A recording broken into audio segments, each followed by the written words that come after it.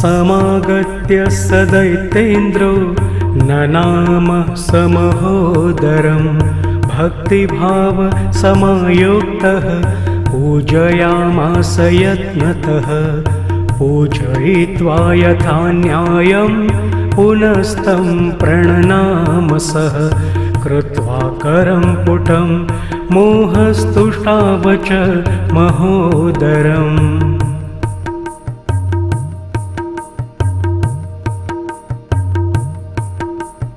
नमस्ते ब्रह्मरूपाय महोदर सुरूपिणे सर्वेषां भोगभोक्त्रे वै देहदिमयाय च मूषकारूढदेवाय त्रिनेत्राय नमो नमः चतुर्भुजाय देवानां पतये ते नमो नमः।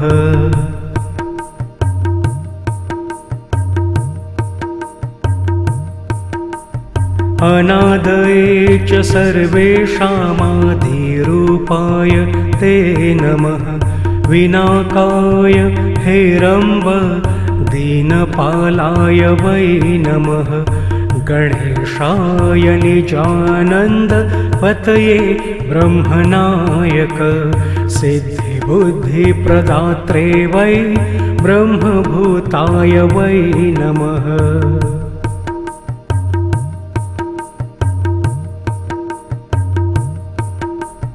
ब्रह्मभ्यो ब्रह्मदात्रे वै योगशान्तिमयाय च योगिनां पतये तुभ्यं योगिभ्यो योगदायक सिद्धिबुद्धिपते नाथ एकदन्ताय ते नमः शूर्पकर्णाय शूराय वीराय च नमो नमः।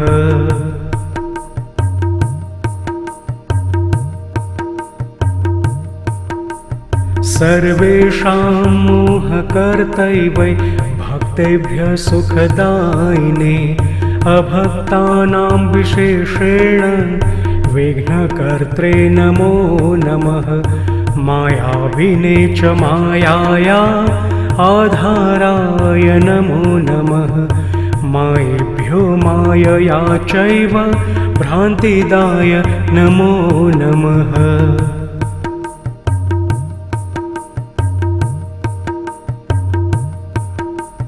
किं स्तौमि त्वां गणाध्यक्ष यत्र वेदासहाङ्गकाः शान्तिं प्राप्तास्तथापि त्वं संस्तुतोऽसि दयापर धन्यो मे पितरो ज्ञानं तपः स्वाध्याय एव च धन्यं वपुश्च देवेश येन दृष्टं पदाम्बुजम्।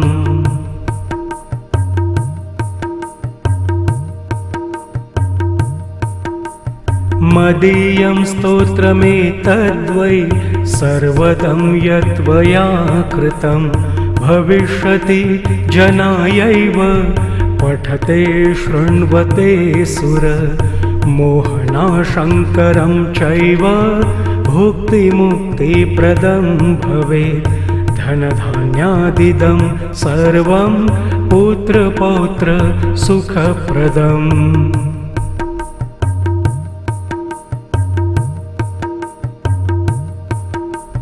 समागत्य सदैतेन्द्रो ननाम समहोदरं भक्तिभाव समायुक्तः पूजयामास यत्नतः पूजयित्वा यथा न्यायं पुनस्तं प्रणनामसः कृत्वा करं पुटं मोहस्तुष्टावच महोदरम्।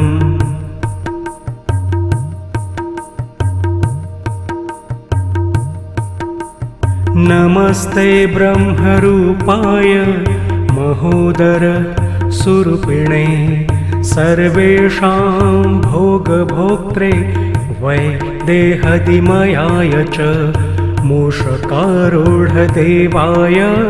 त्रिनेत्राय नमो नमः चतुर्भुजाय देवानां पतये ते नमो नमः।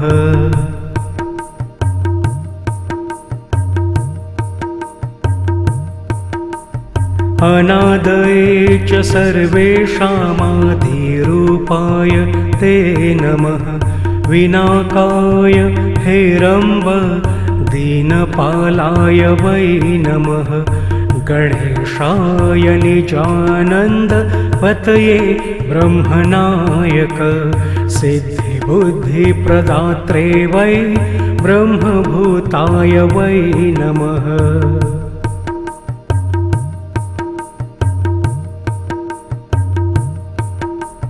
ब्रह्मभ्यो ब्रह्मदात्रे वै योगशान्तिमयाय च। योगिनां पतये तुभ्यं योगिभ्यो योगदायक। सिद्धिबुद्धिपते नाथ एकदन्ताय ते नमः। शूर्पकर्णाय शूराय वीराय च नमो नमः।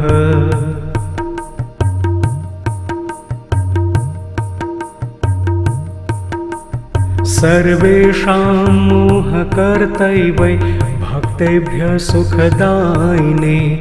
अभक्तानां विशेषेण विघ्नकर्त्रे नमो नमः।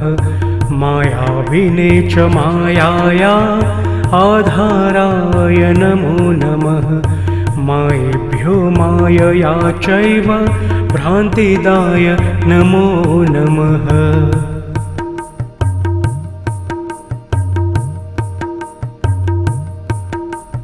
किं स्तौमि त्वां गणाध्यक्ष यत्र वेदासहाङ्गकाः। शान्तिं प्राप्तास्तथापि त्वं संस्तुतोऽसि दयापर। धन्यो मे पितरो ज्ञानं तपः स्वाध्याय एव च। धन्यं वपुश्च देवेश येन दृष्टं पदाम्बुजम्।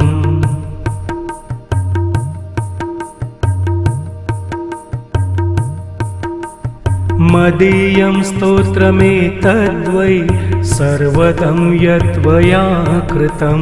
भविष्यति जनायैव पठते शृण्वते सुर।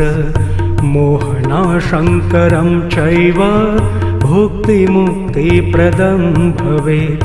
धनधान्यादिदं सर्वं पुत्रपौत्र सुखप्रदम्।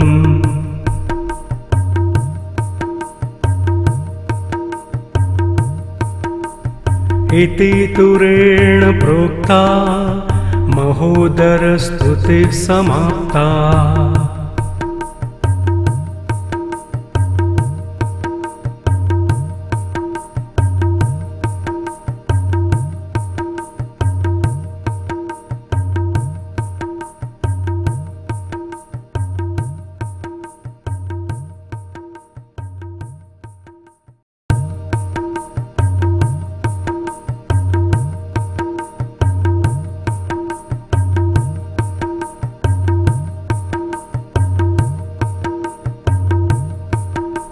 समागत्य स दैत्येन्द्रो ननाम समहोदरं। भक्तिभाव समायुक्तः पूजयामास यत्नतः। पूजयित्वा यथा न्यायं पुनस्तं प्रणनामसः। कृत्वा करं पुटं मोहस्तुष्टाव च महोदरम्।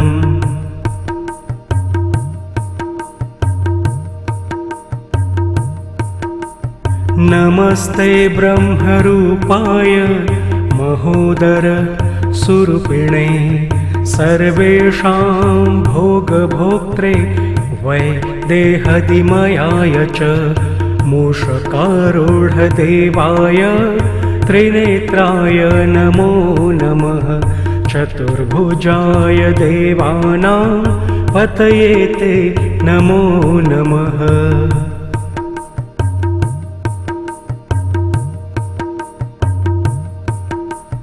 अनादये च सर्वेषामादिरूपाय ते नमः। विनाकाय हेरम्ब दीनपालाय वै नमः। गणेशाय निजानन्द पतये ब्रह्मनायक सिद्धिबुद्धिप्रदात्रे वै ब्रह्मभूताय वै नमः।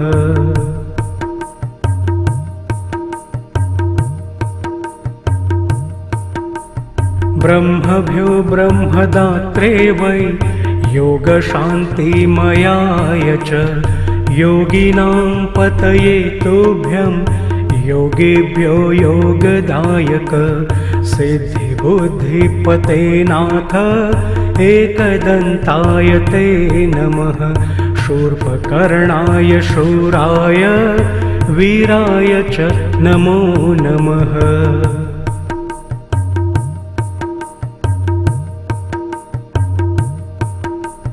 सर्वेषां मोहकर्तै वै भक्तेभ्यः सुखदायिने अभक्तानां विशेषेण विघ्नकर्त्रे नमो नमः।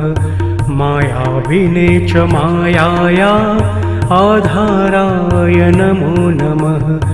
मायेभ्यो मायया चैव भ्रान्तिदाय नमो नमः।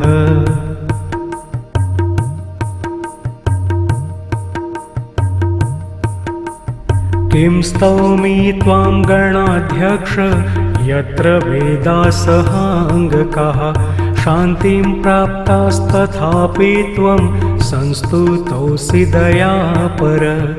धन्यो मे पितरो ज्ञानं तपः स्वाध्याय एव च धन्यं वपुश्च देवेश येन दृष्टं पदाम्बुजम्।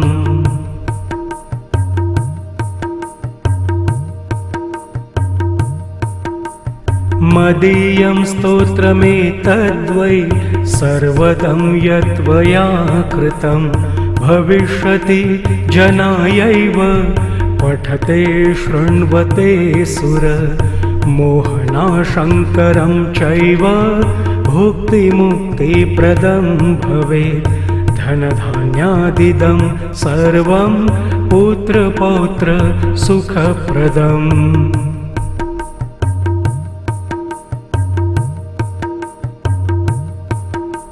समागत्य सदैतेन्द्रो ननाम समहोदरं भक्तिभाव समायुक्तः पूजयामास यत्नतः। पूजयित्वा यथा न्यायं पुनस्तं प्रणनामसः। कृत्वा करं पुटं मोहस्तुष्टाव च महोदरम्।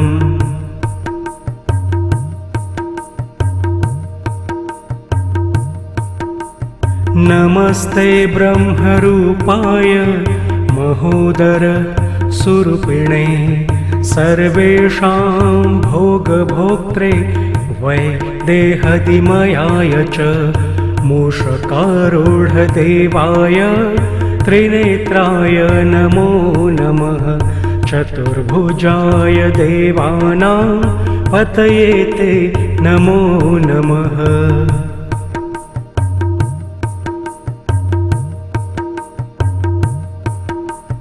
अनादये च सर्वेषामादिरूपाय ते नमः। विनाकाय हेरम्ब दीनपालाय वै नमः। गणेशाय निजानन्द पतये ब्रह्मनायक सिद्धिबुद्धिप्रदात्रे वै ब्रह्मभूताय वै नमः।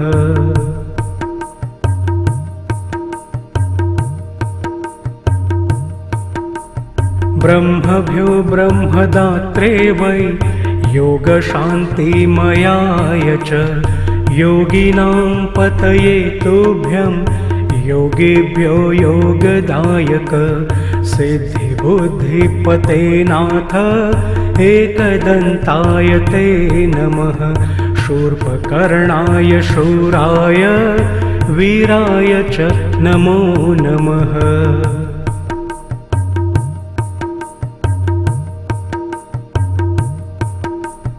सर्वेषां मोहकर्तै वै भक्तेभ्यः सुखदायिने अभक्तानां विशेषेण विघ्नकर्त्रे नमो नमः मायाविने च मायाया आधाराय नमो नमः मायेभ्यो मायया चैव भ्रान्तिदाय नमो नमः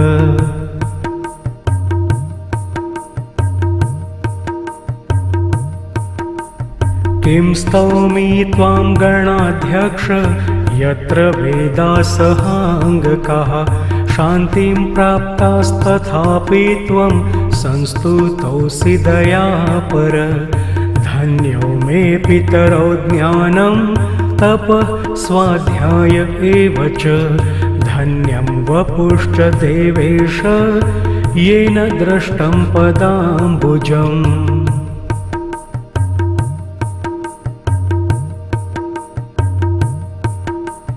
मदीयं स्तोत्रमेतद्वै सर्वदं यत्त्वया कृतं भविष्यति जनायैव पठते शृण्वते सुर मोहनाशङ्करं चैव भुक्तिमुक्तिप्रदं भवेत् धनधान्यादिदं सर्वं पुत्रपौत्र सुखप्रदम्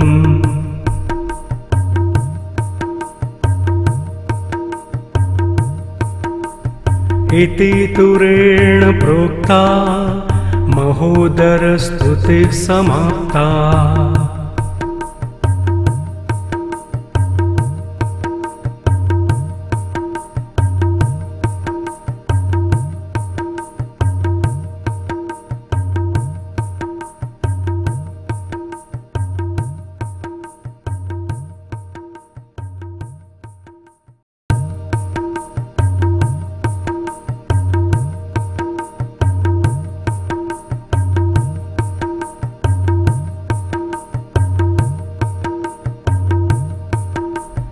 समागत्य स दैत्येन्द्रो ननाम समहोदरं भक्तिभाव समायुक्तः पूजयामास यत्नतः पूजयित्वा यथा न्यायं पुनस्तं प्रणनाम सः कृत्वा करं पुटं मोहस्तुष्टाव च महोदरम्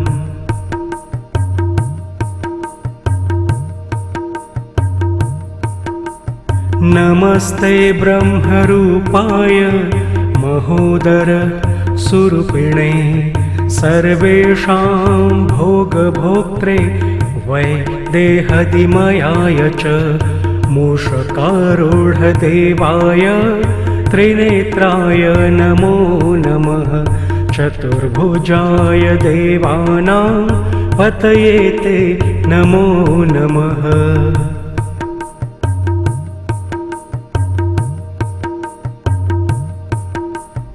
अनादये च सर्वेषामादिरूपाय ते नमः विनाकाय हेरम्ब दीनपालाय वै नमः गणेशाय निजानन्द पतये ब्रह्मनायक सिद्धिबुद्धिप्रदात्रे वै ब्रह्मभूताय वै नमः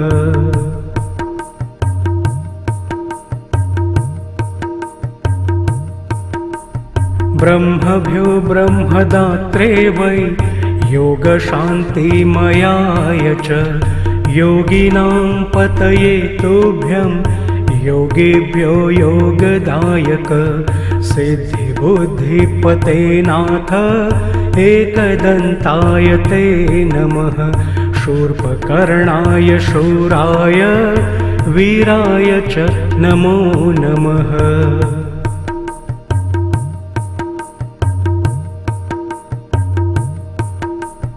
सर्वेषां मोहकर्तै वै भक्तेभ्यः सुखदायिने अभक्तानां विशेषेण विघ्नकर्त्रे नमो नमः मायाविने च मायाया आधाराय नमो नमः। मायेभ्यो मायया चैव भ्रान्तिदाय नमो नमः।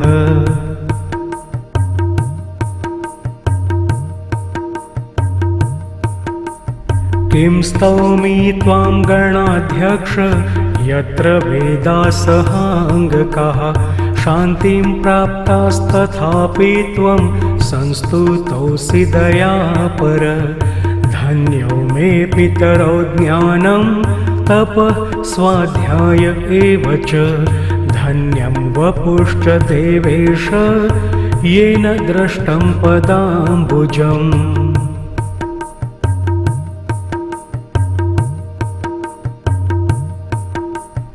मदीयं स्तोत्रमेतद्वै सर्वदं यद्वया कृतं। भविष्यति जनायैव पठते शृण्वते सुर।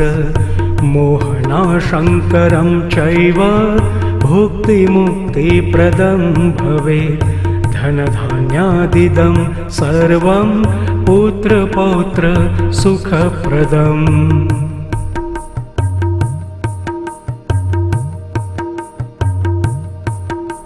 समागत्य स दैत्येन्द्रो ननाम समहोदरं। भक्तिभाव समायुक्तः पूजयामास यत्नतः। पूजयित्वा यथा न्यायं पुनस्तं प्रणनाम सः। कृत्वा करं पुटं मोहस्तुष्टाव च महोदरम्।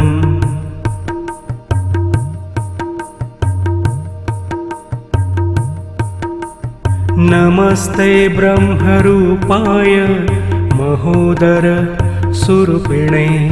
सर्वेषां भोगभोक्त्रे वै देहदिमयाय च। मूषकारूढदेवाय त्रिनेत्राय नमो नमः। चतुर्भुजाय देवानां पतये ते नमो नमः।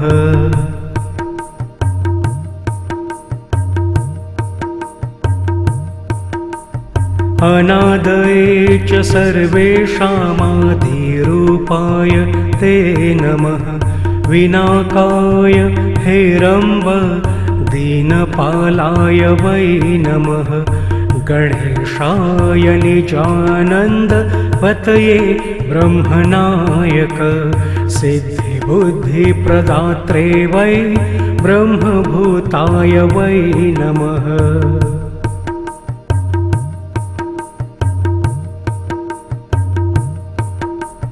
ब्रह्मभ्यो ब्रह्मदात्रे वै योगशान्तिमयाय च। योगिनां पतये तुभ्यं योगिभ्यो योगदायक।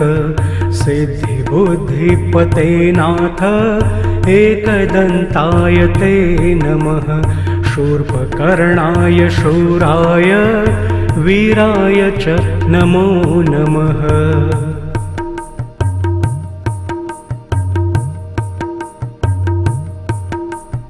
सर्वेषां मोहकर्तैवै भक्तेभ्यः सुखदायिने। अभक्तानां विशेषेण विघ्नकर्त्रे नमो नमः। मायाविने च मायाया आधाराय नमो नमः।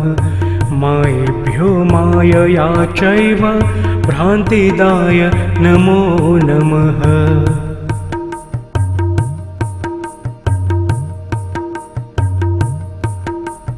किं स्तौमि त्वां गणाध्यक्ष यत्र वेदासहाङ्गकाः शान्तिं प्राप्तास्तथापि त्वं संस्तुतोऽसि दयापर। धन्यो मे पितरो ज्ञानं तपः स्वाध्याय एव च। धन्यं वपुश्च देवेश येन दृष्टं पदाम्बुजम्।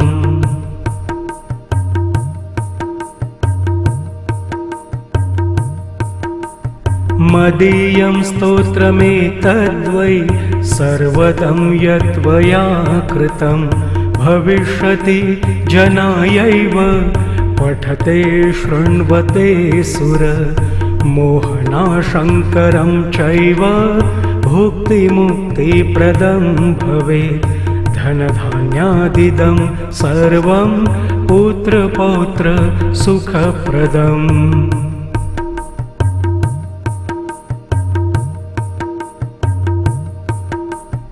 इति तुरेण प्रोक्ता महोदरस्तुतिः समाप्ता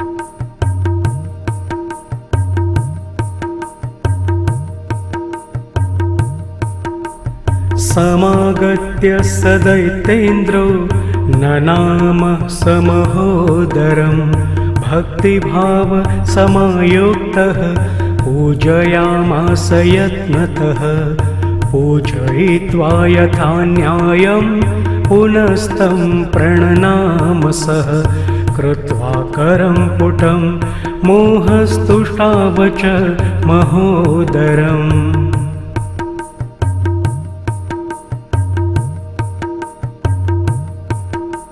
नमस्ते ब्रह्मरूपाय महोदर सुरूपिणे सर्वेषां भोगभोक्त्रे वै देहदिमयाय च मूषकारूढदेवाय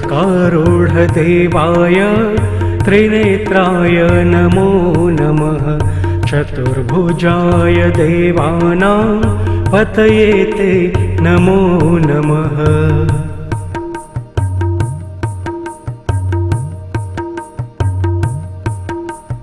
अनादये च सर्वेषामादिरूपाय ते नमः विनाकाय हेरम्ब दीनपालाय वै नमः गणेशाय निजानन्द पतये ब्रह्मनायक सिद्धिबुद्धिप्रदात्रे वै ब्रह्मभूताय वै नमः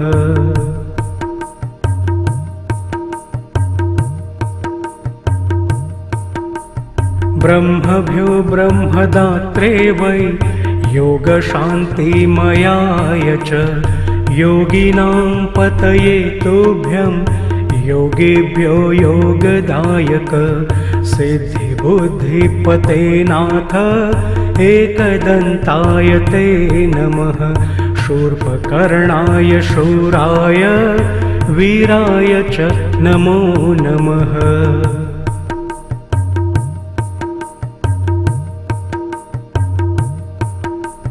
सर्वेषां मोहकर्तैवै भक्तेभ्यः सुखदायिने अभक्तानां विशेषेण विघ्नकर्त्रे नमो नमः मायाविने च मायाया आधाराय नमो नमः मायेभ्यो मायया चैव भ्रान्तिदाय नमो नमः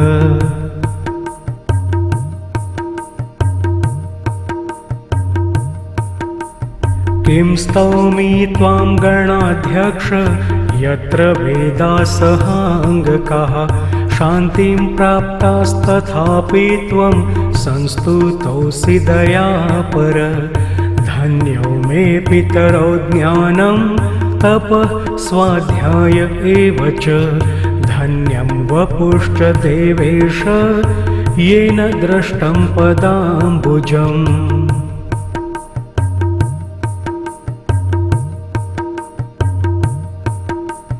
मदीयं स्तोत्रमेतद्वै सर्वदं यत्त्वया कृतं भविष्यति जनायैव पठते शृण्वते सुर मोहनाशङ्करं चैव भुक्तिमुक्तिप्रदं भवेत् धनधान्यादिदं सर्वं पुत्रपौत्र सुखप्रदम्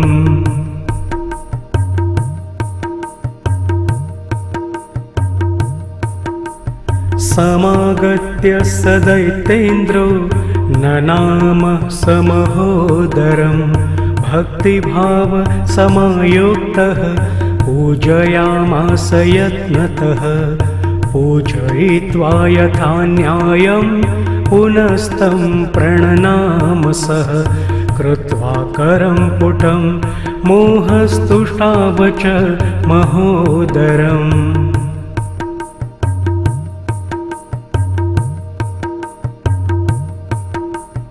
नमस्ते ब्रह्मरूपाय महोदर सुरूपिणे सर्वेषां भोगभोक्त्रे वै देहदिमयाय च मूषकारूढदेवाय त्रिनेत्राय नमो नमः चतुर्भुजाय देवानां पतये ते नमो नमः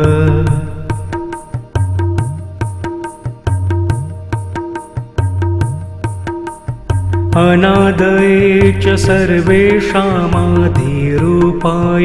ते नमः विनाकाय हेरम्ब दीनपालाय वै नमः गणेशाय निजानन्द पतये ब्रह्मनायक सिद्धिबुद्धिप्रदात्रे वै ब्रह्मभूताय वै नमः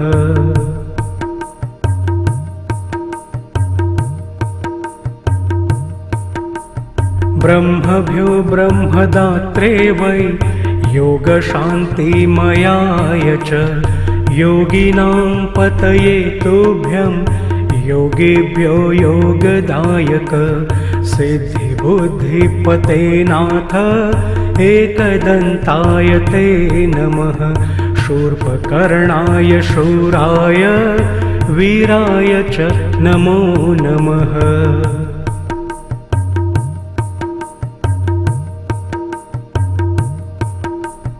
सर्वेषां मोहकर्तैवै भक्तेभ्यः सुखदायिने अभक्तानां विशेषेण विघ्नकर्त्रे नमो नमः मायाविने च मायाया आधाराय नमो नमः मायेभ्यो मायया चैव भ्रान्तिदाय नमो नमः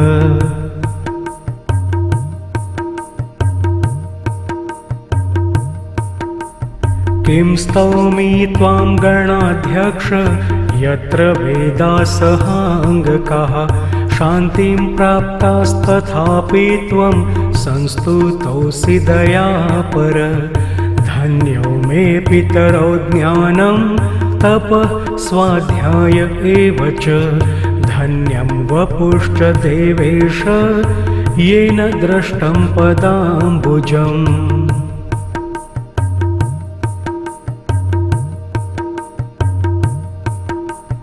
मदीयं स्तोत्रमेतद्वै सर्वदं यत्त्वया कृतं भविष्यति जनायैव पठते शृण्वते सुर मोहनाशङ्करं चैव भुक्तिमुक्तिप्रदं भवेत् धनधान्यादिदं सर्वं पुत्रपौत्र सुखप्रदम्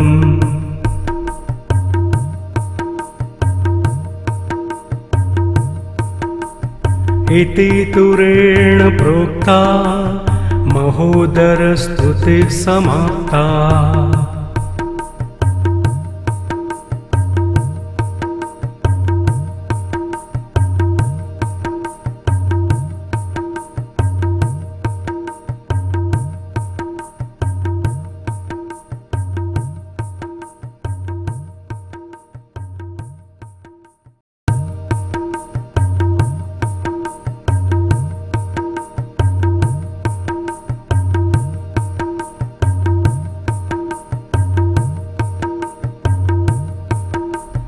समागत्य स दैत्येन्द्रो ननाम समहोदरं भक्तिभाव समायुक्तः पूजयामास यत्नतः पूजयित्वा यथा न्यायं पुनस्तं प्रणनामसः कृत्वा करं पुटं मोहस्तुष्टावच महोदरम्।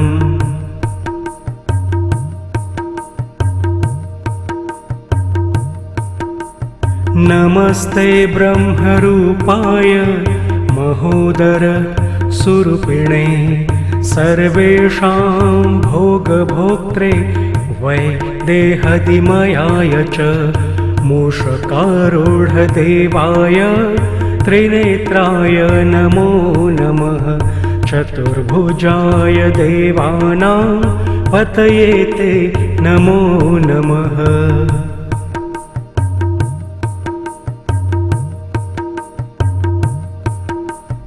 अनादये च सर्वेषामादिरूपाय ते नमः विनाकाय हेरम्ब दीनपालाय वै नमः गणेशाय निजानन्द पतये ब्रह्मनायक सिद्धिबुद्धिप्रदात्रे वै ब्रह्मभूताय वै नमः।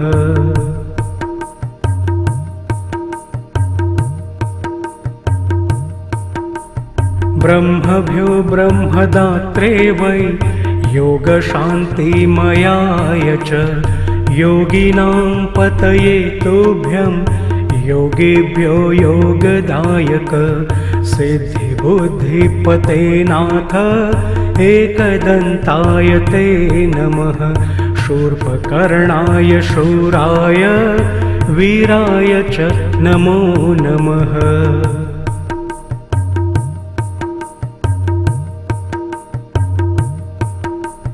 सर्वेषां मोहकर्तैवै भक्तेभ्यः सुखदायिने अभक्तानां विशेषेण विघ्नकर्त्रे नमो नमः मायाविने च मायाया आधाराय नमो नमः मायेभ्यो मायया चैव भ्रान्तिदाय नमो नमः।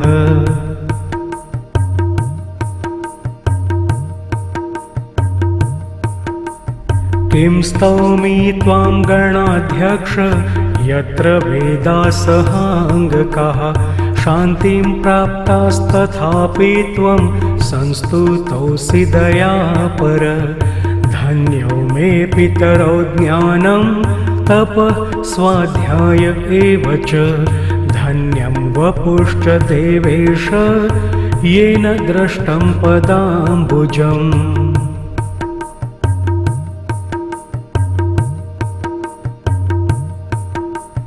मदीयं स्तोत्रमेतद्वै सर्वदं यत्त्वया कृतं भविष्यति जनायैव पठते शृण्वते सुर मोहनाशङ्करं चैव भुक्तिमुक्तिप्रदं भवेत् धनधान्यादिदं सर्वं पुत्रपौत्र सुखप्रदम्।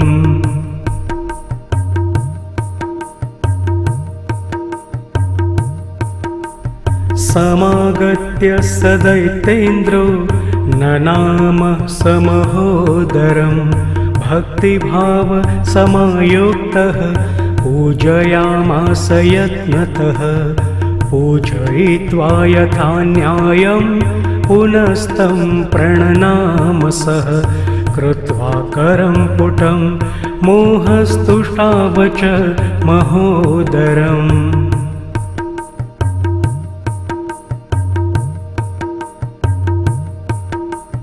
नमस्ते ब्रह्मरूपाय महोदर सुरूपिणे सर्वेषां भोगभोक्त्रे वै देहदिमयाय च मूषकारूढदेवाय त्रिनेत्राय नमो नमः चतुर्भुजाय देवानां पतये ते नमो नमः।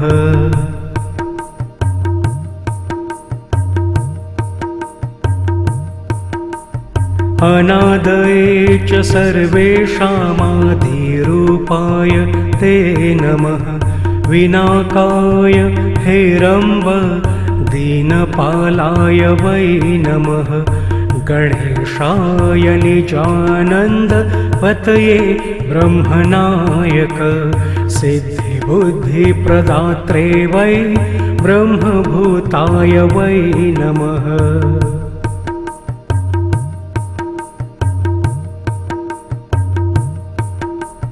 ब्रह्मभ्यो ब्रह्मदात्रे वै योगशान्तिमयाय च योगिनां पतये तुभ्यं योगिभ्यो योगदायक सिद्धिबुद्धिपते नाथ एकदन्ताय ते नमः। शूर्पकर्णाय शूराय वीराय च नमो नमः।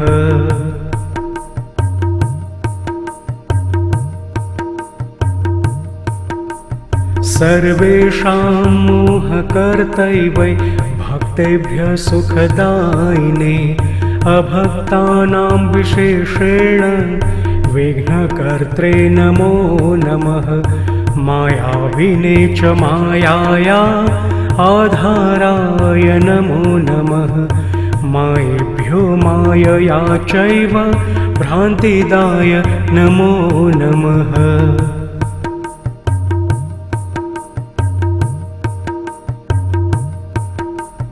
किं स्तौमि त्वां गणाध्यक्ष यत्र वेदासहाङ्गकाः शान्तिं प्राप्तास्तथापि त्वं संस्तुतोऽसि दयापर। धन्यो मे पितरौ ज्ञानं तपः स्वाध्याय एव च धन्यं वपुश्च देवेश येन दृष्टं पदाम्बुजम्।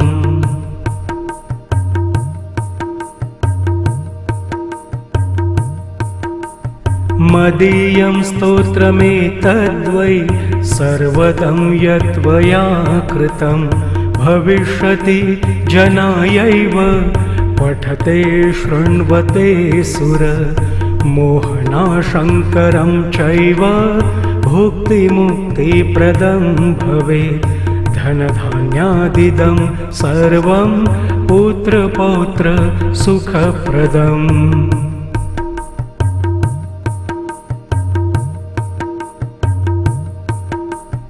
इति तुरेण प्रोक्ता महोदरस्तुतिः समाप्ता।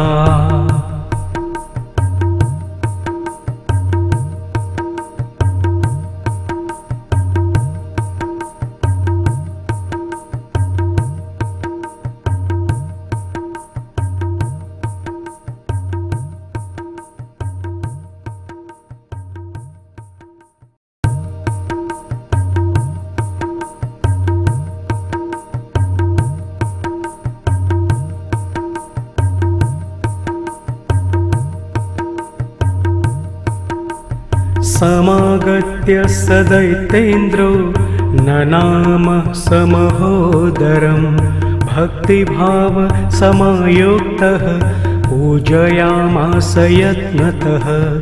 पूजयित्वा यथा न्यायं पुनस्तं प्रणनामसः। कृत्वा करं पुटं मोहस्तुष्टाव च महोदरम्।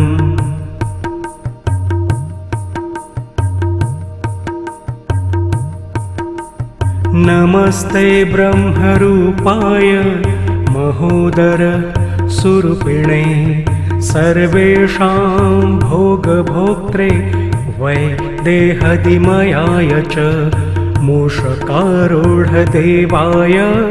त्रिनेत्राय नमो नमः। चतुर्भुजाय देवानां पतये ते नमो नमः।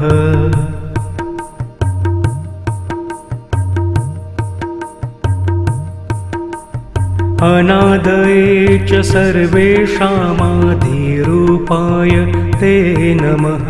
विनाकाय हेरम्ब दीनपालाय वै नमः। गणेशाय निजानन्द पतये ब्रह्मनायक सिद्धिबुद्धिप्रदात्रे वै ब्रह्मभूताय वै नमः।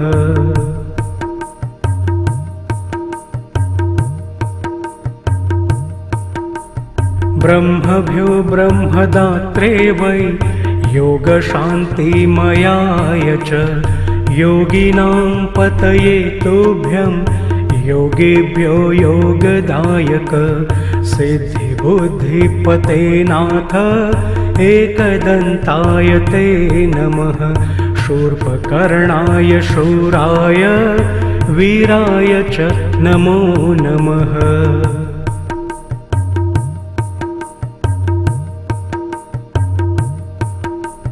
सर्वेषां मोहकर्तै वै भक्तेभ्यः सुखदायिने अभक्तानां विशेषेण विघ्नकर्त्रे नमो नमः।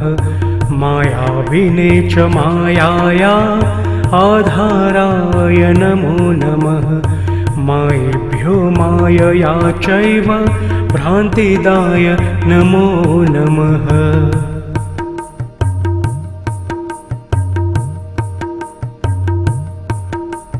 किं स्तौमि त्वां गणाध्यक्ष यत्र वेदासहाङ्गकाः शान्तिं प्राप्तास्तथापि त्वं संस्तुतोऽसि दयापर। धन्यो मे पितरो ज्ञानं तपः स्वाध्याय एव च धन्यं वपुश्च देवेश येन दृष्टं पदाम्बुजम्।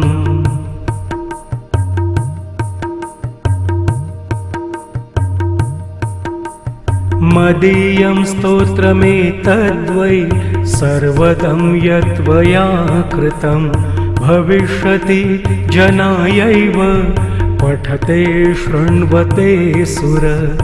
मोहनाशङ्करं चैव भुक्तिमुक्तिप्रदं भवेत्।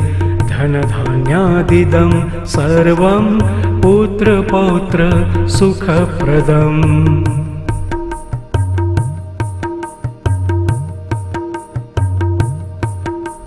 समागत्य सदैतेन्द्रो ननाम समहोदरं भक्तिभाव समायुक्तः पूजयामास यत्नतः। पूजयित्वा यथा न्यायं पुनस्तं प्रणनामसः। कृत्वा करं पुटं मोहस्तुष्टाव च महोदरम्।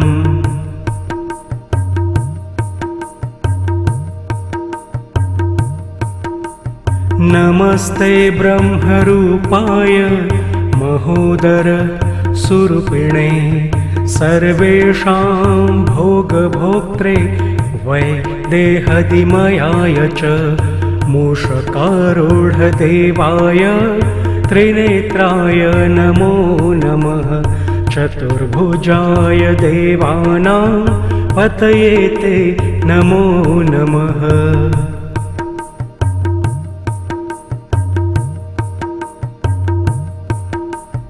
अनादये च सर्वेषामादिरूपाय ते नमः। विनाकाय हेरम्ब दीनपालाय वै नमः। गणेशाय निजानन्द पतये ब्रह्मनायक सिद्धिबुद्धिप्रदात्रे वै ब्रह्मभूताय वै नमः।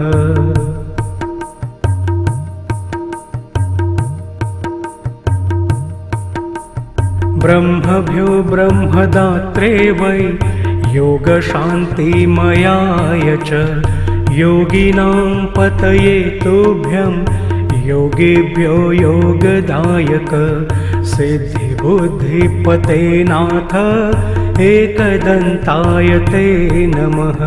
शूर्पकर्णाय शूराय वीराय च नमो नमः।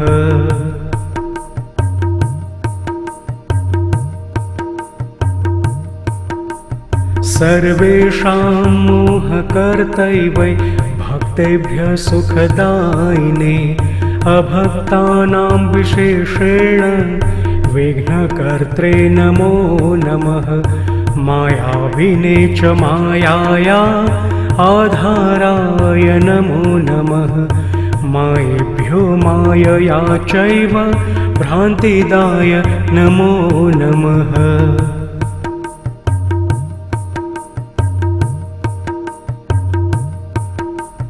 किं स्तौमि त्वां गणाध्यक्ष यत्र वेदासहाङ्गकाः शान्तिं प्राप्तास्तथापि त्वं संस्तुतोऽसि दयापर। धन्यो मे पितरौ ज्ञानं तपः स्वाध्याय एव च धन्यं वपुश्च देवेश येन दृष्टं पदाम्बुजम्।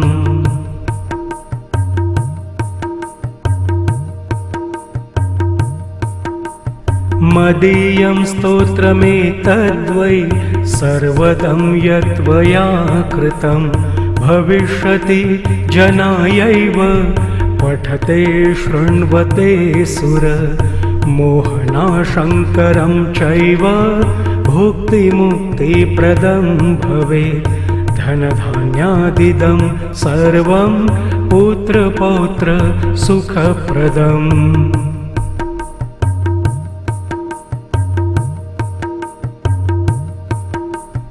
इति तुरेण प्रोक्ता महोदरस्तुतिः समाप्ता।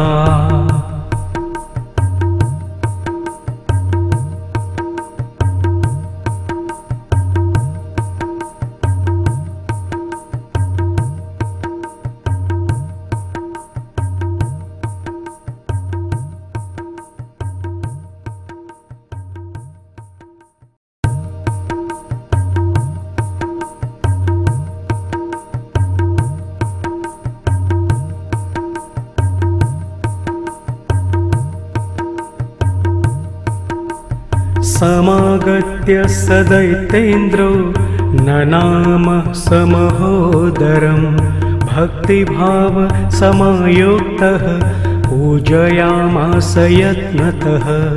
पूजयित्वा यथा न्यायं पुनस्तं प्रणनाम सः।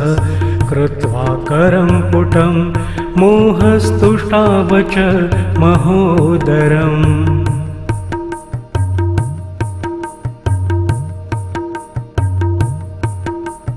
नमस्ते ब्रह्मरूपाय महोदर सुरूपिणे सर्वेषां भोगभोक्त्रे वै देहदिमयाय च मूषकारूढदेवाय त्रिनेत्राय नमो नमः।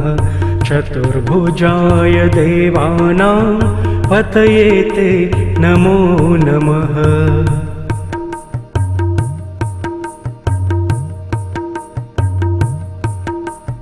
अनादये च सर्वेषामादिरूपाय ते नमः। विनाकाय हेरम्ब दीनपालाय वै नमः। गणेशाय निजानन्द पतये ब्रह्मनायक। सिद्धिबुद्धिप्रदात्रे वै ब्रह्मभूताय वै नमः।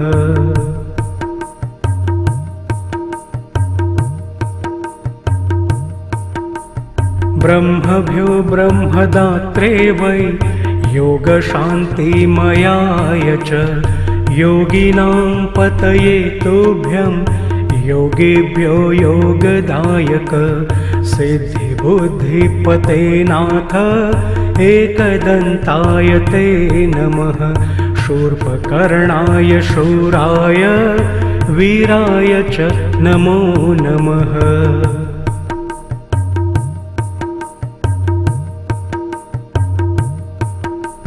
सर्वेषां मोहकर्तै वै भक्तेभ्यः सुखदायिने अभक्तानां विशेषेण विघ्नकर्त्रे नमो नमः। मायाविने च मायाया आधाराय नमो नमः। मायेभ्यो मायया चैव भ्रान्तिदाय नमो नमः।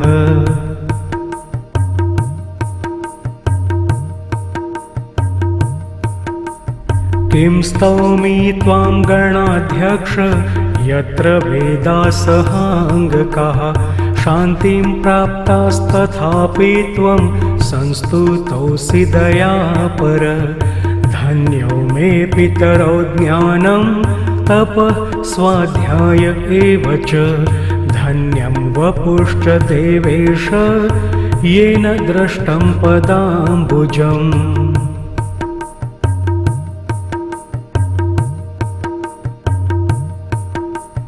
मदीयं स्तोत्रमेतद्वै सर्वदं यद्वया कृतं भविष्यति जनायैव पठते शृण्वते सुर। मोहनाशङ्करं चैव भुक्तिमुक्तिप्रदं भवेत्। धनधान्यादिदं सर्वं पुत्रपौत्र सुखप्रदम्।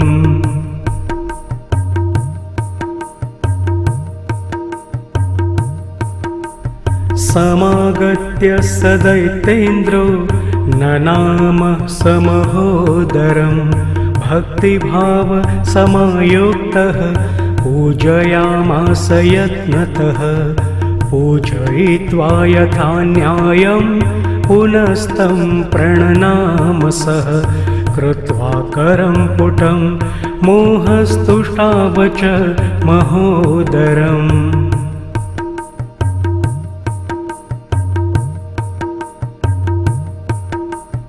नमस्ते ब्रह्मरूपाय महोदर सुरूपिणे सर्वेषां भोगभोक्त्रे वै देहदिमयाय च मूषकारूढदेवाय त्रिनेत्राय नमो नमः। चतुर्भुजाय देवानां पतये ते नमो नमः।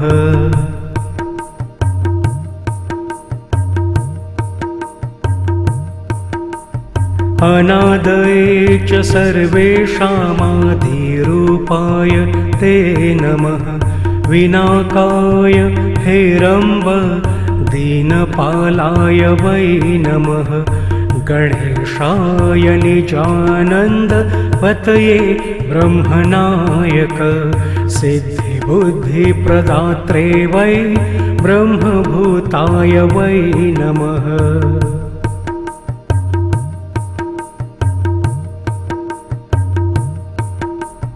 ब्रह्मभ्यो ब्रह्मदात्रे वै योगशान्तिमयाय च योगिनां पतये तुभ्यं योगिभ्यो योगदायक। सिद्धिबुद्धिपते नाथ एकदन्ताय ते नमः। शूर्पकर्णाय शूराय वीराय च नमो नमः।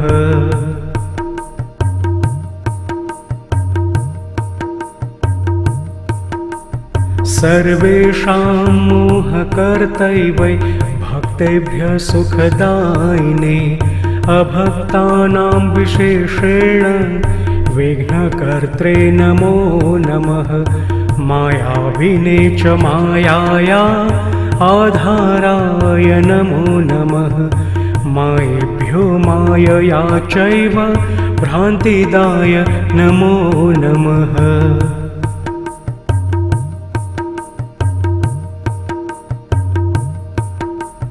किं स्तौमि त्वां गणाध्यक्ष यत्र वेदासहाङ्गकाः शान्तिं प्राप्तास्तथापि त्वं संस्तुतोऽसि दयापर।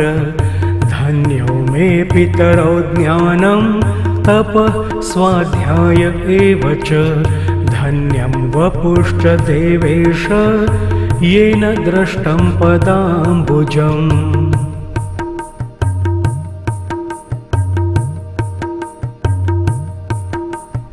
मदीयं स्तोत्रमेतद्वै सर्वदं यद्वया कृतं भविष्यति जनायैव पठते शृण्वते सुर मोहनाशङ्करं चैव भुक्तिमुक्तिप्रदं भवेत् धनधान्यादिदं सर्वं पुत्रपौत्र सुखप्रदम्